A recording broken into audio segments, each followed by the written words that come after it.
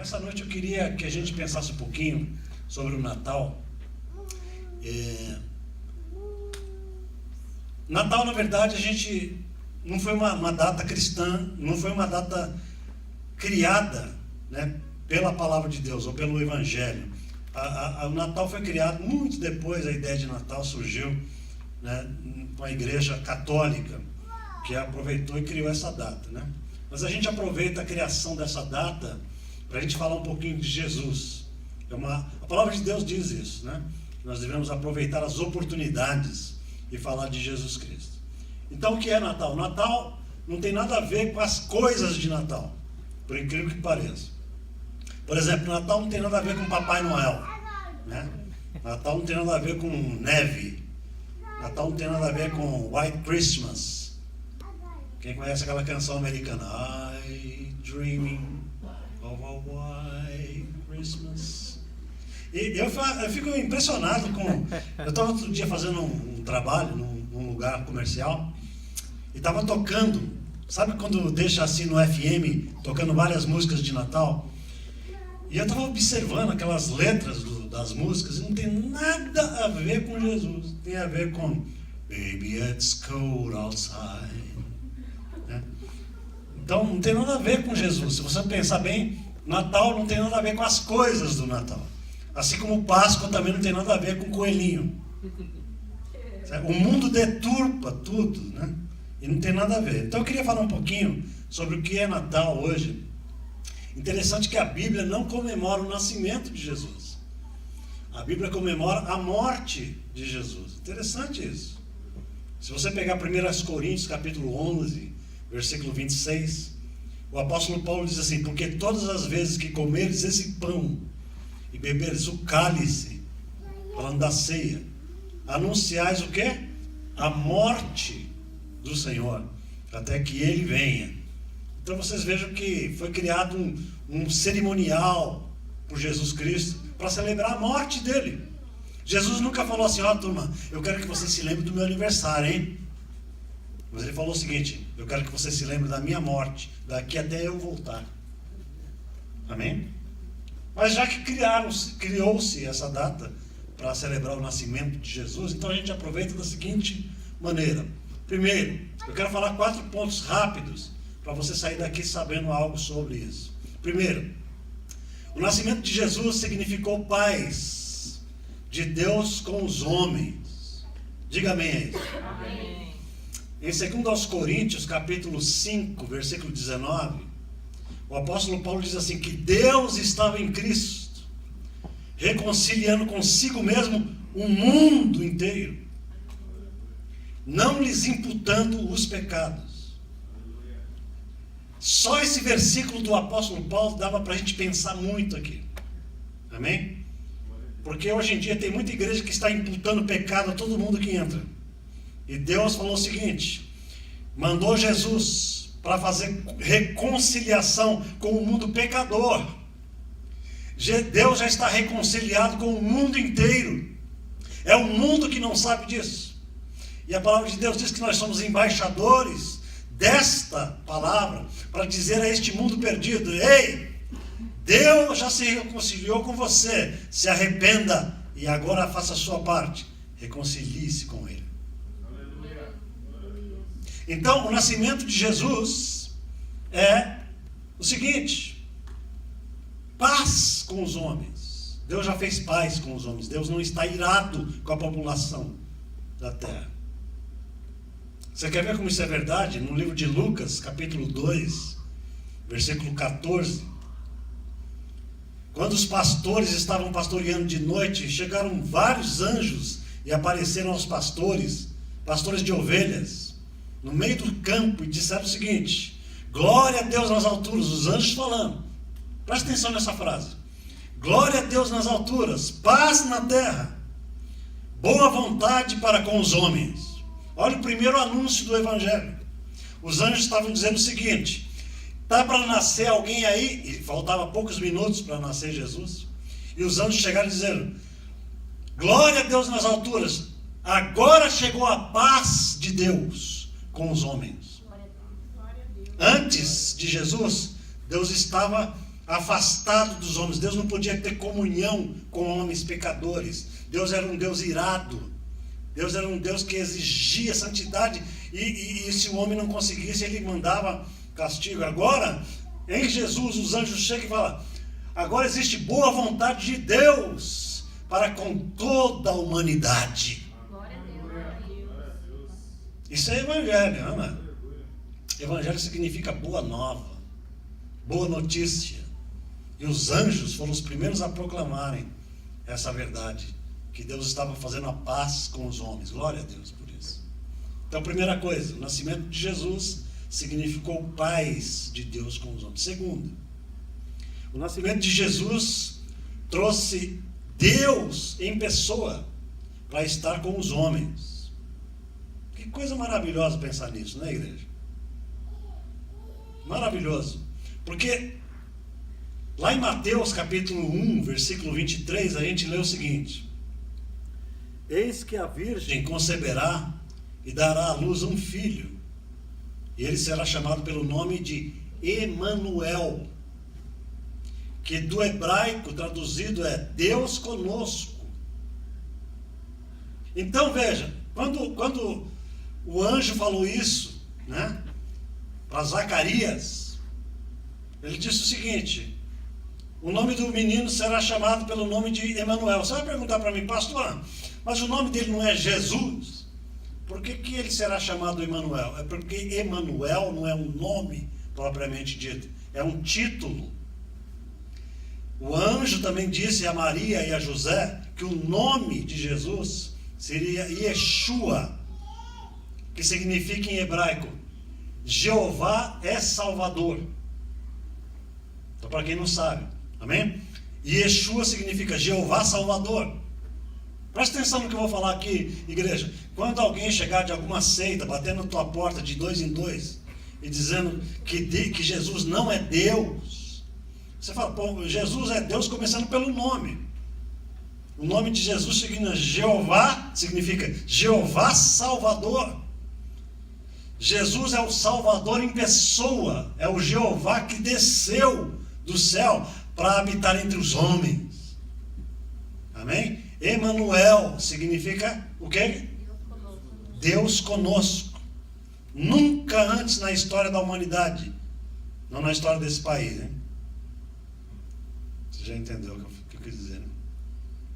Nunca antes da história da humanidade Deus havia habitado corporalmente com a humanidade. Mas a palavra de Deus diz que em Jesus, a gente pode dizer que Deus tabernaculou entre os homens. Tabernaculou significa montou uma barraca humana para habitar, para acampar entre a humanidade. Que coisa gloriosa isso. Como que Deus é maravilhoso. Jesus é o tabernáculo humano da parte de Deus. Ele andou com os homens, ele comeu com os homens, ele amou os pecadores, ele perdoou pecadores, ele chorou, ele sofreu, ele morreu e ele ressuscitou para nos levar a Deus. Aleluia. Glória ao nome do Senhor. Amém? Então Jesus é Deus. Diga comigo: Jesus é Deus. Aleluia. Terceiro, o nascimento de Jesus cumpria todas as profecias a respeito da vinda do Messias. Olha que coisa maravilhosa. Existe um sem número de profecias, eu não tenho nem ideia de quantas profecias são, mas são muitas profecias que diziam que o Messias viria num determinado tempo específico. Messias significa o Salvador, o enviado de Deus ao povo de Israel. Amém? Por exemplo, em Isaías, capítulo 9, versículo 6, a palavra de Deus diz assim: porque um menino nos nasceu, um filho se nos deu, e o principado está sobre os seus ombros, e o seu nome será Diga comigo, igreja. Maravilhoso. Conselheiro. Deus forte. Pai da eternidade. Príncipe da paz. Que coisa maravilhosa. Essa profecia de Isaías. Isso se cumpriu literalmente. Jesus, o bebê Jesus, nasceu de uma virgem, que já é um milagre extraordinário. Nasceu numa manjedoura. Amém? Jesus já nasceu pobre. Não tinha nem espaço no Holiday Inn. Ele teve que nascer num estábulo, né? Então, é interessante. A gente não vai ter tempo de falar sobre nada disso. Mas era tudo profético, que ele não conseguiria o hotel e a mãe dele tinha que dar luz numa manjedoura. Tudo isso foi predito pelos profetas. Amém? E em quarto lugar, e último, a pregação hoje vai ser muito relâmpago, tá? Quarto lugar, Jesus veio ao mundo para salvar os pecadores. Diga amém. Aleluia! Aleluia! Porque eu sou o principal. Eu preciso dessa graça de Deus. Aleluia. A palavra de Deus diz: porque Deus amou o mundo de tal maneira que deu o seu Filho unigênito, para que todo aquele que nele crê não pereça, mas tenha vida eterna. Aleluia. Se você crê em Jesus, a palavra de Deus diz que você não morre, mas você passou da morte para a vida. Que coisa gloriosa é. O que Jesus veio fazer, ninguém podia fazer. Sem Jesus, todos nós estaríamos fadados à condenação eterna. Mas em Jesus, todos nós podemos estar absolutamente cientes de que nós estaremos salvos eternamente na presença de Deus. Então, meu convite a você nessa noite que entrou aqui pela primeira vez, talvez você esteja ouvindo essas palavras do Evangelho. Eu quero dar uma palavra para você final. Isso não tem nada a ver com religião. Amém? As pessoas são ensinadas em religião desde pequena, e isso condiciona a mentalidade humana, de tal maneira que quando o Evangelho chega, as pessoas têm resistência a Deus. Ah, pastor, eu amei essa palavra, mas sabe o que é? Eu faço parte de uma religião de papai e mamãe.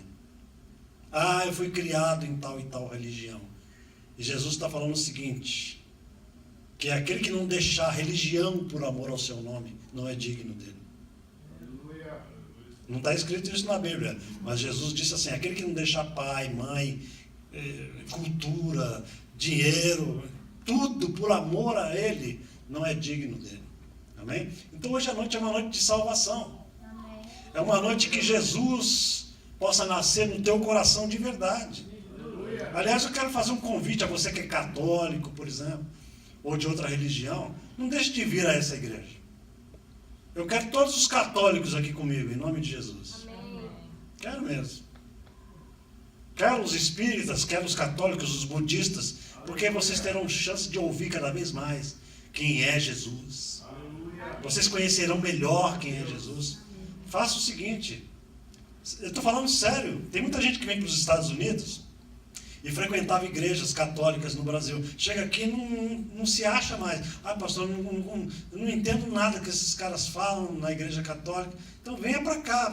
A gente está servindo um Jesus que você diz que crê.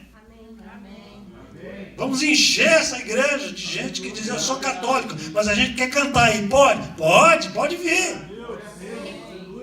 Pode vir. Em nome de Jesus, a gente vai louvar junto. A gente vai abençoar a sua vida juntos. Você vai sentir a graça de Deus no seu coração.